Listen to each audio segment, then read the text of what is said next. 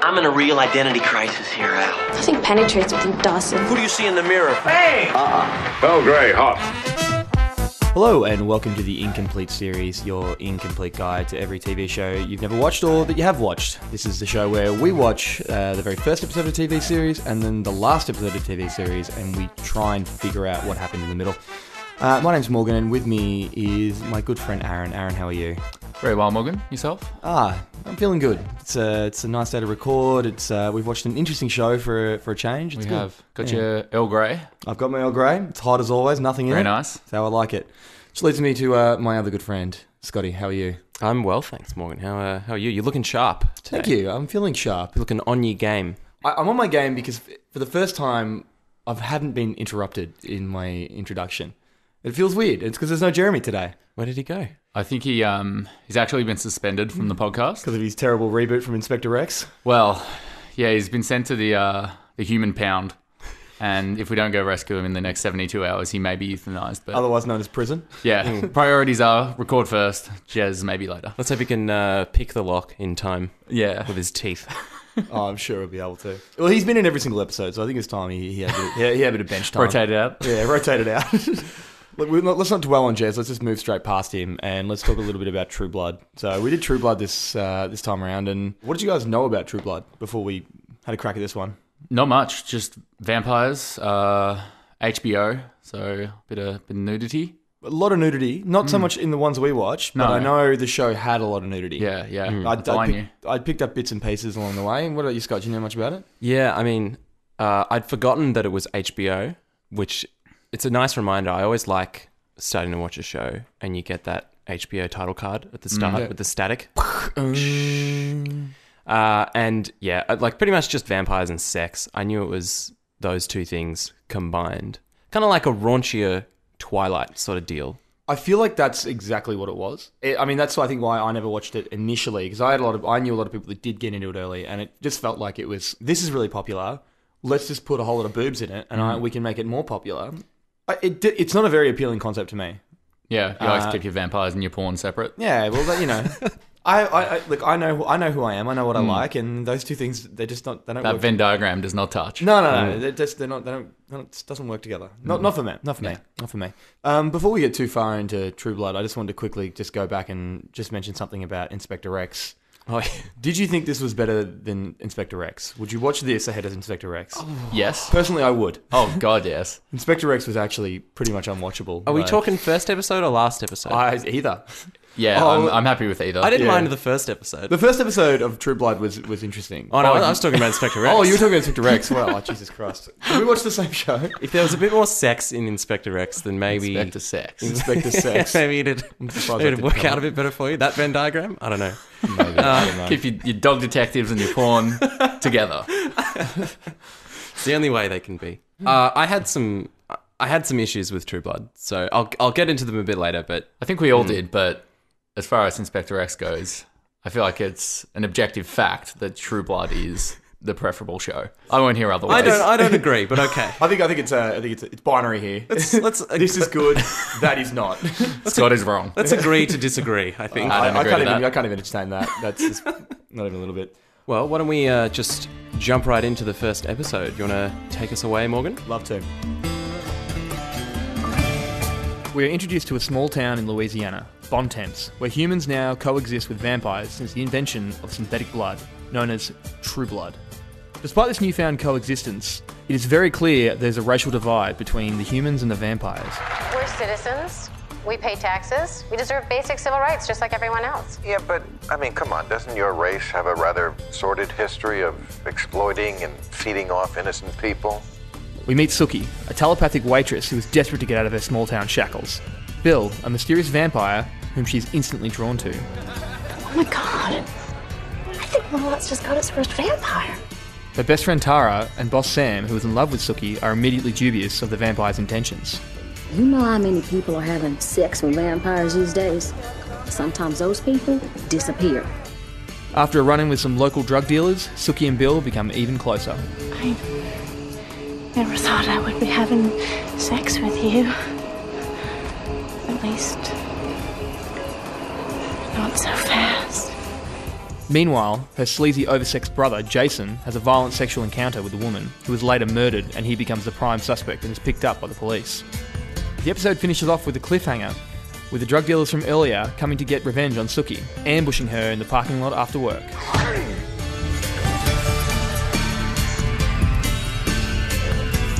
I know it's quick and short, but not a lot happens. It just sets up a couple of little things. We get to know a couple of characters. Yeah, it's tight.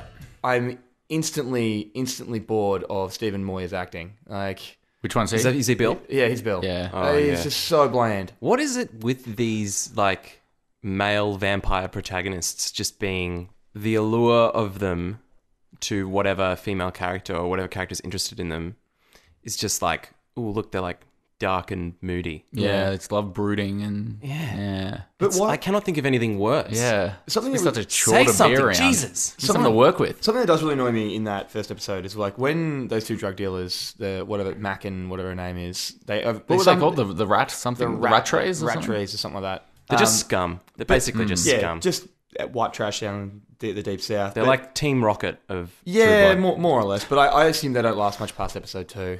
I know this show's fairly violent. Suki makes them just spin off into the distance. Looks like the rat trays are blasting off again. Some weird cat friend. I don't know. It's like a rat. But anyway, when they ambush Bill and they put the silver chain on and disable him. Yeah, so that's the thing with vampires. Silver like paralyzes or just they can't move through it, so it kind of like burns and holds their skin. Yeah. So was it like a heavy weight? Because he's lying down, but he's very like after Suki comes and rescues him, he's very nonchalant about being killed. Well, his skin heals up like straight away. Oh, but he's so not. He just doesn't. Like they were literally exsanguinating him, and he's just like, oh, you know, just another Friday night, Just another day. ambushed by a couple of junkies that want to steal my blood. Should we explain that the junkies in this situation want his blood because they get like a high off it? Yeah, that seems to be a thing. Big market for vampire blood. Yeah, so that's a thing. So the vampires survive on the true blood, the synthetic blood, and humans get like a real buzz like off drinking vampire blood. It's like it's like some sort of crazy drug, and like old mate, the dude with the shaved head, is like hooked on it, and that's why he's like really wants to get Bill's blood. Yeah, so he can get his fix. So they're at the diner, right? Bill comes in. Suki's like, "Oh my god, I'm in love with you." Instantly. Yeah, straight away. And then because one thing in that is she's telepathic, but she can't read his mind. Yeah. And so then, like the two Mac and whatever the rat. Yeah, the rat trays. The rat trays. Yeah. God damn. They come up and start talking to Bill, and then Suki goes off into the back room, has a chat or something, and then comes back and he's gone. And I just don't know how they would have gotten him. How they lured him out so quickly.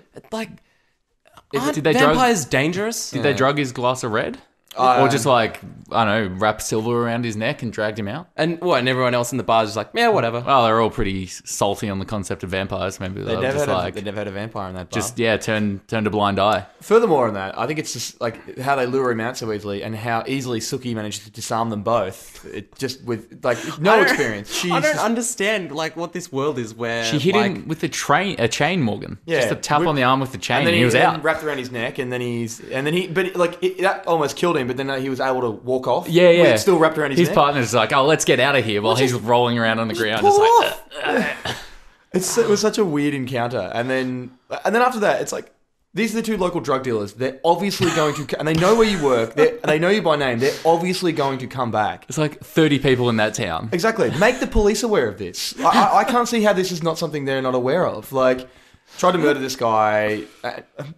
There's another bone to pick I have there with that whole situation. When, like, Suki runs out after the drug dealers because of Bill, and then Sam runs out after her. He, like, throws his apron. He's nowhere to be seen. He was meters behind her, like meters, 3-4 meters, and then he's like out there looking for her, but he doesn't leave the front of the bar. Yeah, he's still he's at the just porch. looking from the like, porch. Suki, where have you been? like I looked everywhere. 20 minutes. Like so much time Stationary. passes, and he just doesn't even leave. It's like clearly, you know, like He could have seen her from where he was standing, just like... they're in earshot of. They're like, oh, we're out in the open. Yeah, you were in earshot of this bar. It's clearly quite popular. Like, it makes no. That really There's annoyed just me. nowhere to go. And he should know that because he lives right when he's like, all right, I'm going home. He walks like 20 meters from the bar and To lives his right lighthouse, next to it. He should know this area. He should be very familiar with it. So the whole thing is set up with like a little news interview with American presenter Bill Maher and a representative from like the vampire rights group or something, and she's kind of given a bit of backstory to their emergence within society. So was it they came out 200 years ago? No. It was 2 years ago with the 2 years ago. Yeah, because that's when But True they've Blood been around for hundreds. for a couple hundred Yeah. years. Yeah, presumably all of time. So Suki's grandmother, is she psychic as well? I get the sense that I don't know. I mean, there was some sort of extra connection there that I detected. I don't know what it was. I found it surprising that because she goes back home, she's living with her grandmother. Her parents are And a bunch dead, of cats. I assume. Yeah. And she's like, "Oh, I met a vampire tonight," and she's like really on board with it. She's like, "Oh, what's his name? Could you bring him around to the house?" Like, Yeah. So I wonder what her deal is, because everybody else in the town doesn't like vampires. Seemingly most of the population doesn't like vampires. Yeah. I wonder why she's so... That's why I get the sense that she might have some sort of psychic powers because she seems a little more... not to... Well, actually, yes, I can. They're fictional characters. She seems a little more progressive than the rest of those dirtbags. Were you worried about offending those dirtbags? Yeah, I was. For a second. They're gonna Hang come on. get you. They're not real. The two leads are played by Australians. They're a big part of our listenership. Oh, I know. The people from Bontemps. Big in Louisiana. Massive Louisiana crowd. Yeah, I just get the sense that there was a little bit extra. I think there's definitely something going on. And there's something... Maybe we can get into this a bit later, but there's something going on with with Suki's parents. Sure. Yeah. That's the thing that that would be explored throughout the show. That probably explains why Jason's such a dirtbag. Oh, he's such a dirtbag. Yeah, how do we feel about him? I mean, obviously he goes through a massive transformation, which we'll get into later. Yeah. From first episode to the last episode. But then again, seemingly every character does, or the ones we see at least. When he was, before he had sex with Maureen, or during kind of, when she showed him a sex tape she made with a vampire. Yeah. That really reminded me of Lethal Weapon 5 from It's Always Sunny. Where Frank's having sex with that woman. I have more important, pressing matters to attend to. Oh, that haunts me still, that video. Yeah, which one is more terrifying out of the two? I would almost say definitely Frank. I will say, though, I mean, there was still something very engaging about that first episode, and I really wanted to watch the next one, which is not often that's happened. They did leave it on a cliffhanger with Suki being beaten up, so... I know you can almost... It's almost certain that Bill comes along and saves the day, but at the same time, it wasn't so much that. Even before that happened, I was still like, now I have to go watch the last one. I actually want to watch the second one. Like, I mean, it's HBO, so you know it's going to be a reasonable standard. Yeah, I don't know about you guys, but I definitely sort of was. I guess I was kind of into it. Like, I kind of enjoyed it. I mean, I get the sense that this is the sort of show that seasons 1 and 2 were probably pretty solid. Yeah, and then it clearly, I don't know, either falls off a cliff or just does. I mean, they explore every avenue and. Seems like they explored a lot of avenues. Yes, I gathered that probably from the enormous cast. I don't want to jump ahead to the last episode too quickly, but if you guys are watching those opening credits, I'm like, geez, this is a lot. It was like 15, 20 people in the main cast. So I was like, Jesus Christ. They just add them. It gets difficult when characters can't die. Yeah, it's really stack up. No way to write them out. Yeah, this is true. On that note, should we move ahead and jump into episode 81, the final episode of True Blood? We return to the True Blood storyline to find Suki and Bill having an argument. They're together now, but Bill is trying to convince Suki to let him die. He's got some kind of vampire disease that makes him look like he's turning into a watermelon. This disease, Suki, it's made me feel more human than I've ever felt before. Bill wants Suki to be the one to kill him. But it's not in an ordinary way. It's using her special fairy powers. That's right. And if she does it, it means she'll be completely human and lose her mind-reading abilities. We're also introduced to two sexy vamps named Eric and Pam. They've captured a seemingly innocent girl, Sarah, who's committed some mass murder or something. But more on that later. Back at Bill's house, we're introduced to his pseudo-daughter, Jessica, and her confusing boyfriend, Hoyt. She's upset about Bill's disease, naturally. However, Bill has a final request of her to give her away at her wedding, and everybody seems to be on board. What do you say, Jess? We'll make an honest man out of me one day. So everybody turns up for the wedding, including a less than healthy looking Bill. Suki's brother Jason is there, who's been promoted from construction site manager to local sheriff, and the old sheriff, who's been demoted to celebrant/town idiot. Yeah, Vampire Bill. Copy that, Vampire Bill. In a small living room, the ceremony begins, rivaling the wedding from Home Improvement as the worst private function of all time. During the nuptials, Sookie notices that she can hear Bill's thoughts as a result of him becoming more human as he gets closer to death. After the wedding, Sookie goes to see the local reverend for advice about Bill. He dishes out some generic rhetoric mixed with what could be the silliest sentence ever heard on the HBO network. Well, hold on a second. Are you saying that you can unfairy yourself? Unfairy yourself. You heard correctly. Sookie agrees to kill Bill, but not unfairing herself in the process. So she declares her love the only way she can, by snapping the back half of a shovel and driving it through his chest. Are you sure now? I'm sure.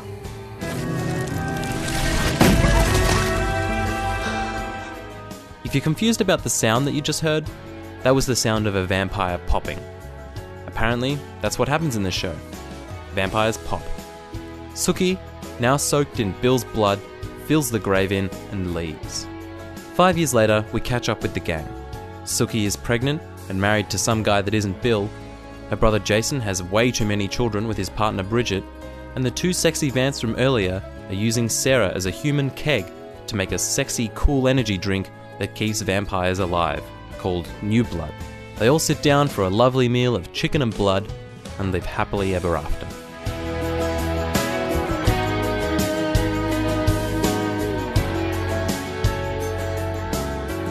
I'm just going to dive straight in and go, that is the most traumatizing thing Bill could have ever done to the woman he loves. He literally explodes on her. It is horrific. It is horrific. You don't recover from that. No. You do not recover. It's not okay. No. That is absurd. He's like, do me the favor. By destroying her life? Are you fucking serious? I was mortified at that. So presumably she would have been aware of what happens to vampires. Must have been. And presumably the rest of the audience would have been aware. People who watch True Blood. We were not, though. Oh, it was very... it was very confronting. It was very jarring. It was almost as jarring as the whole story, because I don't think we've had a show that's changed more in 6 seasons than this one. That is a big call. Did you watch Baywatch Nights? Second most. Except, like, as it all came up, Bill has aged 35 years, for one. Oh, God. Like, he looks old as shit. It's the vampire AIDS. But then there's a million new characters. I mean, it seems like that triad gang, when Bill just kills them all, they tied that up really quickly. That took completely forgot about 3 or that. 4 minutes. Yeah. Like, they came out of nowhere. Yeah, who are they? Didn't even mention What's them. the point? I assume that they were brought in somewhere, like, much the same as the OC with Bullet. Bang! Bang! What's bang in Japanese? I don't know. Bang? It's the same. Spot on. I don't know. Your dialect is on point. Is it just the same as Bullets? You from the southern region? Yeah, South Tokyo. Yeah, they just brought the triads in. They just brought the triads in, I reckon, in the last episode, just to sort of, I Just don't to mess know, things up. like we need some new villains here, because now I'm tipping that Eric at some stage was the villain, but then he was liked, so they keep him. Eric being the sexy vampire. The sexy Alexander Skarsgård's character, the Is sexy he the vampire. sexy one? I don't find him that sexy. I think He just looks he's like a guy. sexy compared to everyone else. I'm more of a Jason man, to be honest. Oh, you want to get fucked over? Then sure. Oh, well, because Eric isn't fucking people over. He's draining someone's blood in the basement and selling it to people. Yes, so he's got a life partner, Pam. Yeah, I don't think that business model. Actually, let's just go back to the draining Sarah's, that blonde woman, Anna Camp. I think it's Anna Camp. Yeah. What happened? So she's got some sort of like thing in her blood that means that like when vampires drink from it, they don't get hepatitis or something. I don't know. Hep V. So it's some virus that I think. So is that what Bill has? I can only assume. So. And she somehow she has a hand in it because she's a mass murderer of some kind. So do you reckon she like tainted a whole bunch of? That's what I reckon happened. Tainted a whole lot of blood or. But anyway, back to the business model of that. I mean, if they're supplying, they must have synthesized it somehow, like Eric says, because there's just no way you can get that much blood out of one person. Yeah, like maybe you just need to put a drop in. Yeah. One can of new blood. Maybe if they have her blood and they had already synthesized true blood, I'm sure they could synthesize new blood as well. Yeah, they don't seem like scientists to me. No, but they said that. Yeah, they seem more like mass murderers. There's people you can hire for that. She's sort the of mass thing. murderer. Yeah, she's the mass murderer. Everyone's a mass murderer. I was so confused but yet coming no one into dies. that last episode because it seems like she's the victim. It does seem like she's the They're victim. like really like terrorizing her, and she's terrified and just trying to like make a deal for herself. And then the triads don't seem to like they've completely outlived their usefulness story wise. So we'll just blow them up. That's Just pop them. Pop them. Put a pin in that. What and like they're driving to Suki's house, and then Eric just follows them, kills all like what's left of them. But like why? Like this is what I'm saying. It was so jarring because it was just all these things happening that made no sense. Yeah, The wedding. Even then, Hoyt, what met that girl Jess the day before. Yeah, what's his deal? I thought there was some sort of like 51st dates thing going on because That's they what I kept thought. talking to Hoyt as if they kept saying like, oh, they met him yesterday, and it couldn't tell whether they were meant like figuratively or like because yesterday in the concept of a vampire's lifetime, yesterday could be like 2 years ago if you've been allowed. Hoyt's not a vampire, I don't think. No, but she is. is. Jessica is. Yeah. So it would have been like yesterday for her. Yeah. But I don't think it is that because then like Jason's talking to him and he keeps talking about like memory and like he's like Drew Barrymore. And he broke up with his girlfriend the day before. And now he's getting married. I don't understand this it's dynamic. very perplexing. Yeah.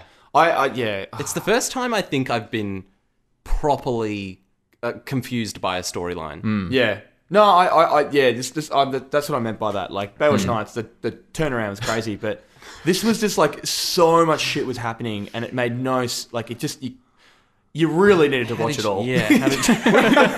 What the fuck's with that? Yeah, we really fucked up here, guys. So this did not make any sense, and I can only imagine it's very confusing. Like, I apologize to everyone, the people who will listen to this, because you probably can't make heads or tails of what we're saying, because we couldn't make heads or tails of what was happening. I think there's a lot of people though that have watched True Blood. That's true. It's probably one of the more watched ones, It's more popular show. There was a lot of strands going in this show, and it seems like Eric and Pam had almost no connection to in terms of what we saw. They did at some point, they had clearly interacted, but as far as I could tell, they had never interacted. Yeah, it's very separate. Yeah. Though speaking of their business model, they were subsidizing their income with some just private sessions of 100 grand a minute feastings on her blood for some vampires. Yeah, and all of that, like, good stuff in do you there. take card? No, cash only. Who's got 100? Who's carrying 100 grand cash? 2014. Who's carrying 100 grand cash? You clearly have a credit card machine. Yeah. It just wouldn't work for their business model. Poor business people, poor scientists, probably good mass murderers. That's their wheelhouse. The scene where I don't know whether this is a guy you guys were thinking of before. This is what freaked me out. Was that scene with Suki and Tara, like Tara being Suki's best friend in the first episode, who's clearly dead by this stage somehow. That scene where they it throws back to when they're young. Yeah. And they've clearly just dubbed over the children with their voices of Suki and Tara. Oh, I didn't notice that. I didn't Really notice weird. it. Oh. No, you didn't notice that. That freaked me out. They definitely did it with Tara. Oh, okay. It's very noticeable. Go back and watch it, and it's just bizarre. That's very strange. Yeah. So what offended you more, that or Bill popping in his own grave? It's a real line ball call, that one. Like, from a technical standpoint, definitely that. I feel like you could have rolled with the kid's voice. It's not going to matter. From a story standpoint, definitely Bill popping was an issue for me. Also, was it? I guess they could have showed us Suki's new partner. Don't know why they didn't. Yeah, it's just no one. I guess that's why they didn't. I thought I had this feeling that maybe somehow Bill had come back to life. I don't know, been reborn as a human or some shit like that. I don't know. And that was going to be a reveal at the end. Wow. Okay. Yeah. I don't know. I just thought something like that would happen. I had no idea what the levels of ridiculously this show had. So. I thought he was just going to pop and there was going to be like a baby in his It's place. like a little cell would just regrow. Like a phoenix. If we throw back to when we did Star Trek, with when Q takes Picard to the creation of man. It's like a puddle of the amino goo. acids. Yeah, I figured it'd be maybe something like that. So amino acids the start dawn of blending time. and then he just regrows. It's like a fully grown man. Yeah, we clearly don't know the limits of this show, given Suki is a fairy. Yeah. What's the deal with that? I was not expecting that at all. I feel like that was a season 3 thing. Like, we are running out of material. You're a fairy. And that's such a soft thing to go for, like fairy. I feel like it just takes away from the overall. How dark and gritty the show. Yeah. I agree, but I know this show had they did say like shapeshifters and werepanthers. Werepanthers. I want some of that. I want to see the werepanthers. Werewolves. I know there's witches at some point. Okay. Is there a Frankenstein? I don't know. I've seen like probably 2 or 3 like bits and pieces of like 2 or 3 episodes at various durations because I had a couple of like good mates that watched it and they kept recommending it to me. I'm like, Can you ask them if there were any leprechauns? Ooh. I reckon that's probably a little bit too ridiculous because you can't make a leprechaun sexy. Oh, that's true. I thought you were going to say scary. Well, you should see Leprechauns. You should see Leprechaun The Jennifer Aniston 3 one? in space. I have seen Leprechaun 3 in space. It is not scary. Wow. What about the bit where the leprechaun comes out of the guy's penis? Oh, and he hatches out of the penis. Yeah, I didn't see this podcast going there today, but I'll admit I wouldn't say that's scary as much as it is bizarre. That whole surprising. Movie. Yeah, I don't know.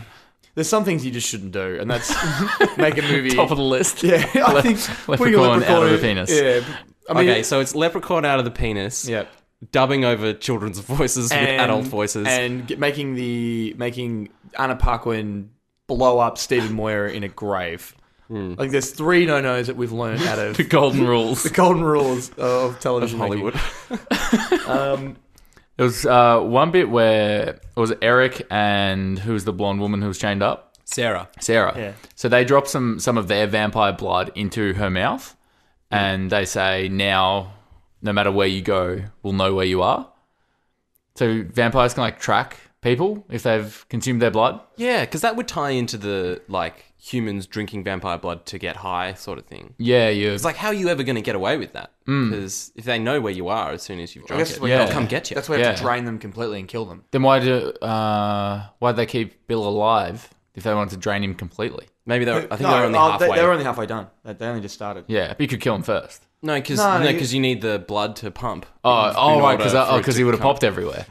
Yeah. Right. Then you gotta scoop it up in your hands. You need a hands. bath, like an orb, and just pop him in the orb. Put him in a zorb thing. Yeah, drain him out. Yeah, that would be probably some kind of vampire blender. Yeah, like a Rube Goldberg machine of popping vampires and draining blood. Clearly, their business model wasn't very good. No. I feel like we should do an offshoot of this podcast on this about how to make an effective vampire blood business work. And I feel like the 3 of us could make it work. We've seen 2 episodes of True Blood now. We're experts. We'll sell some infomercials. Aaron, are you trying to say that your reboot is a Rube Goldberg machine? Well, what's under the cloth over there? I'll reveal it later. I was wondering what that was. Very elaborate. I can't wait. I don't like it in shows where it's set in a time where there's watches, but people say, let's meet at sundown. Oh, yeah. It's a gripe that I've got, and they kind of address it because this is when Suki goes to kill Bill. So Suki says, we'll meet at sundown, and then she turns up, and Bill's like, I've been here for like an hour and a half because it's pitch black. So sundown is a very ambiguous term. Yeah. It's not like people don't have access to watches or phones in the South. Or phones. Yeah.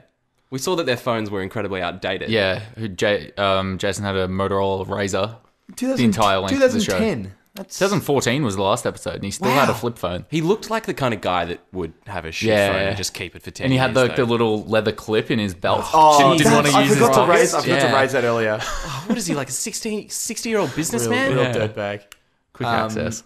I do like the concept of meeting someone at sundown. It's fun to say, but it's not practical. Yeah, it doesn't. It's very like. When would you go? If I said let's go meet at sundown on the beach or something? I would take it as the moment the entirety of the sun goes below the horizon. So you get there as it's going. Yeah. The last bit's going down. Yeah. No, that's when I would expect to meet you. Okay, no, I would call that start of night. Well, the sun's gone down. Yeah. When would you? Well, it starts going down. But it's going down constantly. So it's setting. So when it begins going under the horizon? Yeah, there. Yeah, well, I mean, that process takes like 2 minutes. It's not 2 minutes. It's pretty quick. Depends. You ever watched? All right, next time we record, we're meeting at sundown. You guys better fucking be on time. But they're meeting at like... I will come as late afternoon. You know, we hear a lot from listeners who are struggling to get their synthetic blood startups off the ground. That's why we're really excited to tell you about this new product, the Red Market. It's the brand new book from Blood Brothers, the experts in human exsanguination and market optimization. It's their step-by-step guide to maximising the returns from your human blood bank and how to turn that into a sustainable business. We've used it right here for TIS brand synthetic blood, so we wanted to share it with you. When you buy this book now and use the offer code TIS on checkout, you'll get free shipping and a free sample of TIS synthetic blood, now with extra Jeremy. Let's move ahead to a bit of speculation as to what happened between 1 and 81. I think the biggest thing is, for me, is the transformation of Jason from greasy dirtbag to stand-up town sheriff. I think that the town idiot sheriff, okay, Vampire Bill, I think he mentored him at some point. Because obviously he didn't kill. It's very clear that he didn't kill Maureen Perkins from the first one because you don't go from murderer to sheriff's deputy that quickly. I mean, it's like, we didn't have enough evidence against you, but how about a job with the police force? Clearly, you know how to get out of the ins and outs, the ins out of the law. Yeah, I get the sense that at some point he gets mentored. Or it's either that, or his anti-vampire ways lead him to the police force because he wants to have a bit of power to kill vamps. Do you reckon that's what they all want to do? Kill vamps? Yeah, most of them. Yeah, there is a very much a anti-vamp vibe throughout the whole. I think the whole thing is obviously an allegory for a lot of other civil rights movements, like the LGBTI movement with the. What was it? God Hates Fangs. Yeah. Pretty clear parallels. Now, what do we think of the Eric and Bill connection? There's something there that drew Eric into the series. Yeah, maybe like... I don't know. Maybe they had like a past together. Ooh. That's all I got. It says, they say that Eric was 1,000 years old. He was like a Viking. Oh, really? Yeah. Well, who says that? They said in the infomercial thing they're doing in the end of episode 81. She's like, something's wrong with my, he's not the 1,000-year-old Viking that I remember. Yeah. So I think, he's that old. Whereas I thought she was just exaggerating. No, maybe she but that kind of makes sense. Maybe she is, but I don't know. It could be it. I mean, that's why he's so violent and he's got that Viking past. Whereas Bill is. He's probably like 1800s because he had that photo with his daughter before he got turned. I think he's Civil War. I get the sense. So he's probably 150. Yeah. So something like that. Vampires, do they have children, or do they only get? No. So they can't have children at all. No. Okay. So they'd only get new vampires by turning people. Yeah. Pretty much. So I think it's the same principle applies. Like when your turn, you stay that age, which is why he adopts Jessica as his daughter because she's like, I don't know, looks like about 20, 21, and it's what he always would have wanted. So that's very weird. It's so weird. I want you to make you marry this man that you've known for like he railroads Jessica into marrying Hoyt. Like railroads it's my dying wish, my popping wish, and I'm gonna make the woman I love murder me and exploit all over her. It's got a very selfish character. Yeah. So he wanted Suki to kill him by using her fairy powers, which was like a Dragon Ball Z style energy ball. That would have expelled her powers, turning her into a regular human. Yeah. So is she immortal? I don't think so. I think she's just got special abilities. I think the idea was that being like a fairy is like at its core like a good thing. So if she uses her fairy powers to kill someone, it's like having them revoked. That kind of business. So why does he want her to be a human and not a fairy? So that she has a regular, normal life. Yeah, so that's pretty normal. Well, yeah, but she hears everybody's thoughts and But she stuff. can turn it off. Yeah, you shut that out. She seemed to have some difficulty shutting it out. I don't know. I'm guessing that there's seems very selfish from Bill. Oh, yeah, it does. In a lot of ways. I'm sure there must be something to that, though. I'm sure, but I don't know. I want to know on Bill because they make mention of his book. He wrote a book. Yeah, an expose. I want to know what was in that book. The Vampire Tell-All. The Vampire Diaries. Yeah. Speaking of books, this True Blood was based on a series of books. Oh, really? Yeah. The Southern Vampire Mysteries.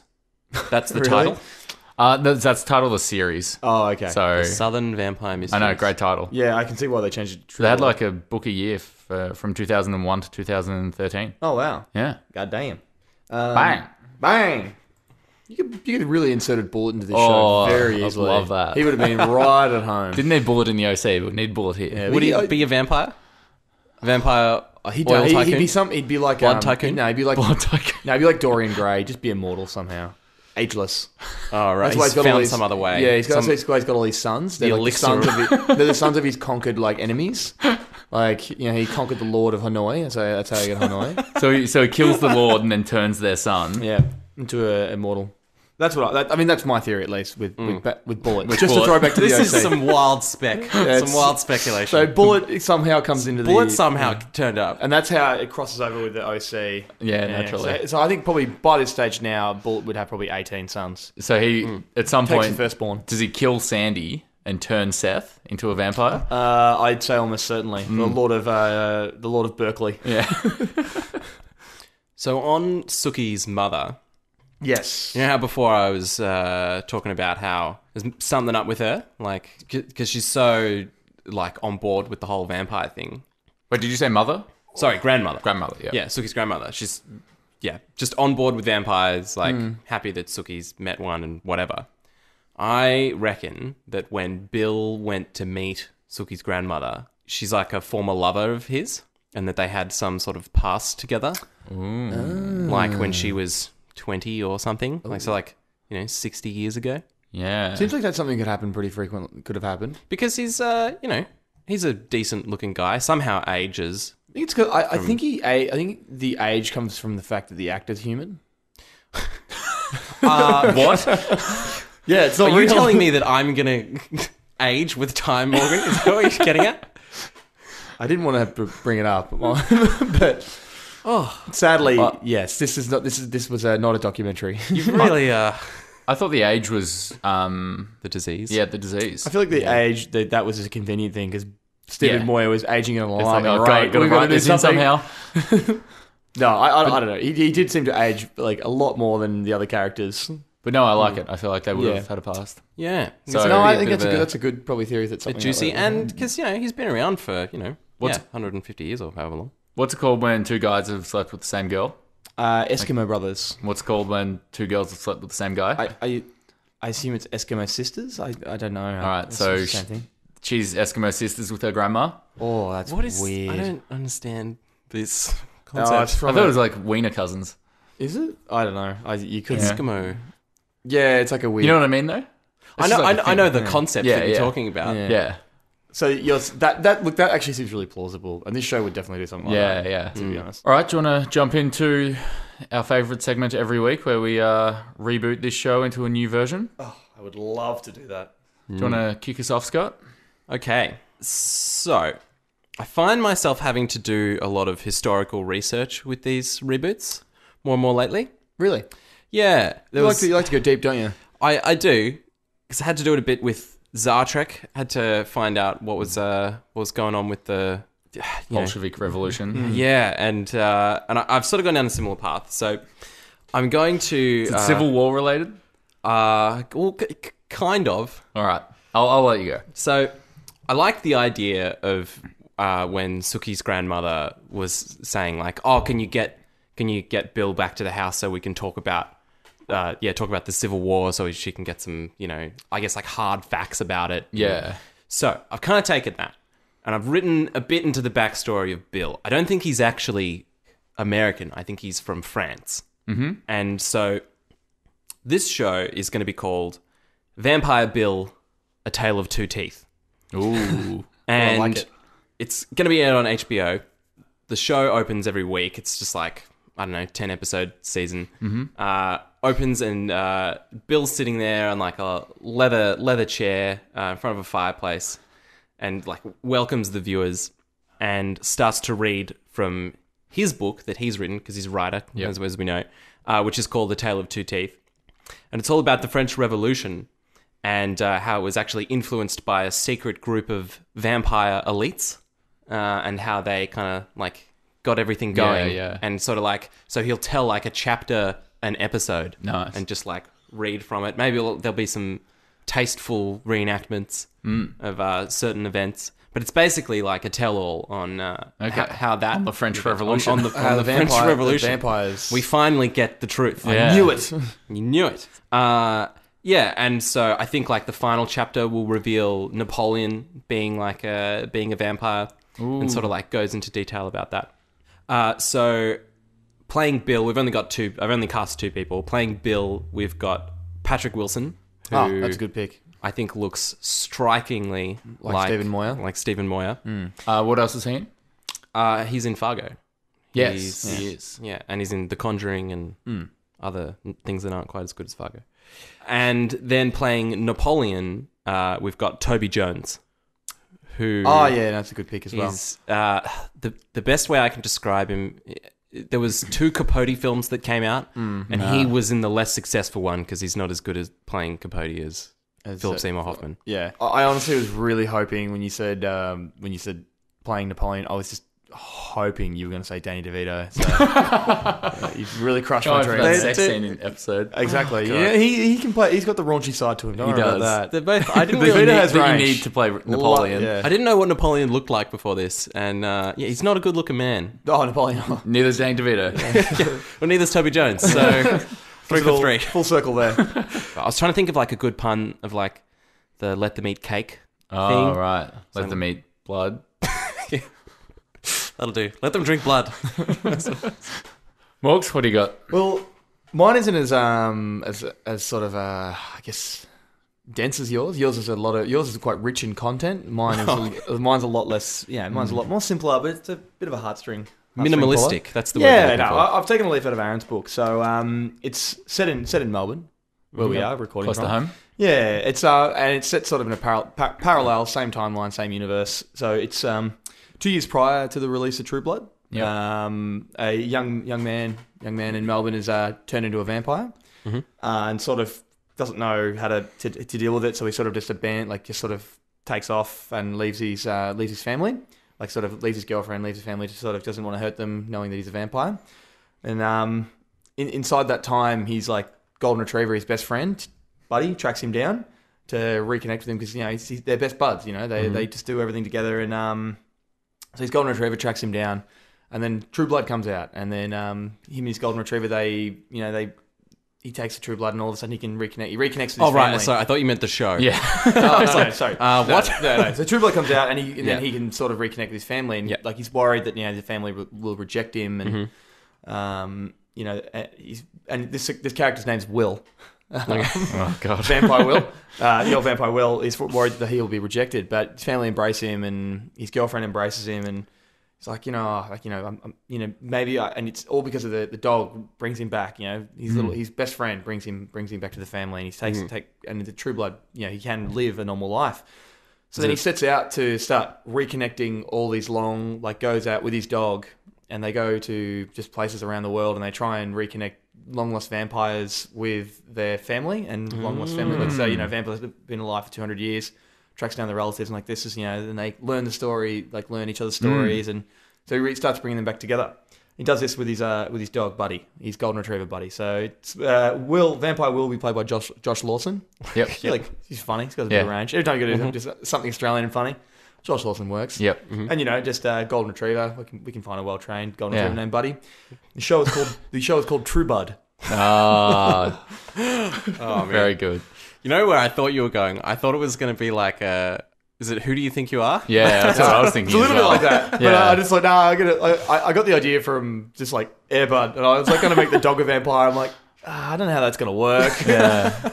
This sounds like a nice idea. Yeah. I imagine there's there's a nice heartwarming reboot. Mine is normally dark, so I imagine that there's a point where the dog would be licking up the True Blood at some Well, point. that would happen. Well, I thought that maybe the dog can become a dog vampire as well. So then the two of them, kind of live forever. Oh, you don't have to deal with an eternity after your dog dies. Yeah, so let's go with Buddy. Buddy is also a vampire dog. Okay, he turns him. Buddy's a vampire dog, and does he need to be turned by another vampire dog, or can he just be turned by a vampire? Or maybe he just gets the longevity from drinking the True Blood. Okay, yeah, puts that into his pal,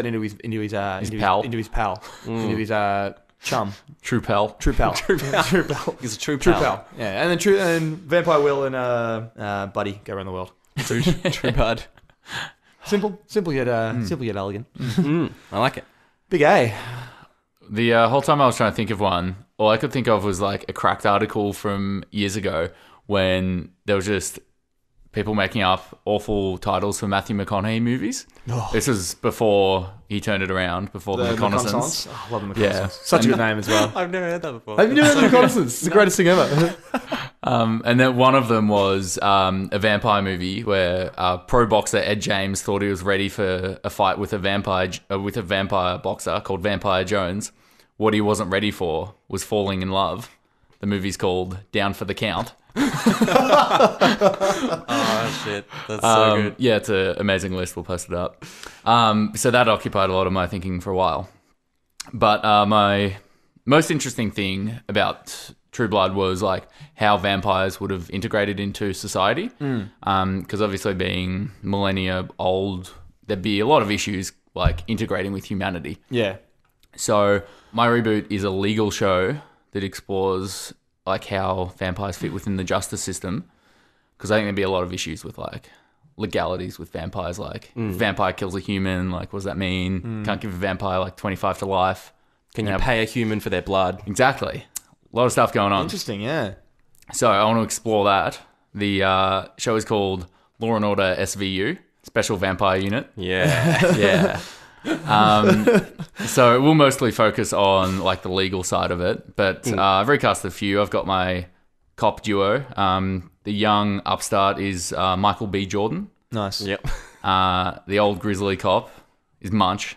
Has to be Munch. Has to be Munch. John Munch. Got to get him in there. John Munch. The puppet version or the live action version? Live action Munch. Okay. Yeah, well, should mention there was another reboot of, or a parody of True Blood from Sesame Street called True Mud. It's very entertaining. It's very True entertaining. Very poor idea for a show, though. True Mud. It's very weird confronting Sesame Street viewers with the concept of True Blood. Like addiction and vampires. We'll throw up a link for that as well, I think. There's like a 14-year gap in there of their viewership. Yeah. It's a lot to explain. Really getting them in early. So playing the DA is CCH Pounder. Yes. I love CCH Pounder. Yeah. You do the voice? I can't. I bet you can. I actually can't. There's a Dennis Reynolds can. Dennis Reynolds can. Glenn Howerton does the best CCH Pounder ever. Yeah. Dutch! That's all I got. Okay. I can't help you there. And playing the assistant district attorney is Dean Strang. From One of Making the a lawyers Murderer. from Making a Murderer. Who is a real life lawyer. Okay. He can do it. Oh, wow. He was very good at Making Murderer. You gonna recall him? Yeah. He can put on a performance. Yeah. I know that much. And I just wanted an old racist judge, so David Bradley, who plays Walder Frey. Oh, yeah. God. I can play a good grizzly old judge. What's his face in Harry Potter? Yeah, Filch. Filch. Argus Filch. That man rocks a bald mullet like no one Yeah, else. that's what I want in He's judge. filthy. Yeah. He is filthy. We'll have to clean it up to sit on the bench, but I reckon he can do it. Just not have a bald mullet and it'll be fine. Shave him down before it goes out. Yeah, so that's Law and Order SVU. I like it. That's great. Although I have one gripe.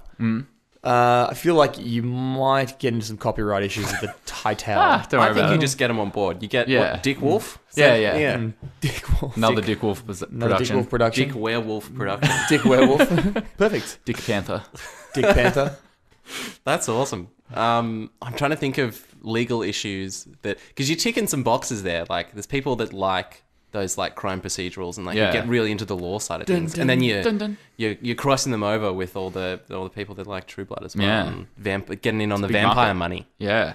That's sweet Man, vampire Dean money. Strang meets CCH Pounder. Yes.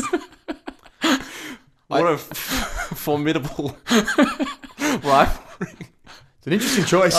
Getting a real life person in CCH and pitting him against CCH Pounder. Yeah. No, they're together. They were. Of course, yeah. Sorry, the DA and ADA. And ADA. Yeah. Still an interesting choice altogether. Who's like was there a prosecutor? Sorry. Oh no, I didn't have a prosecutor. Oh, you could get like and I'm just thinking of people from Law and Order like Dean Winters.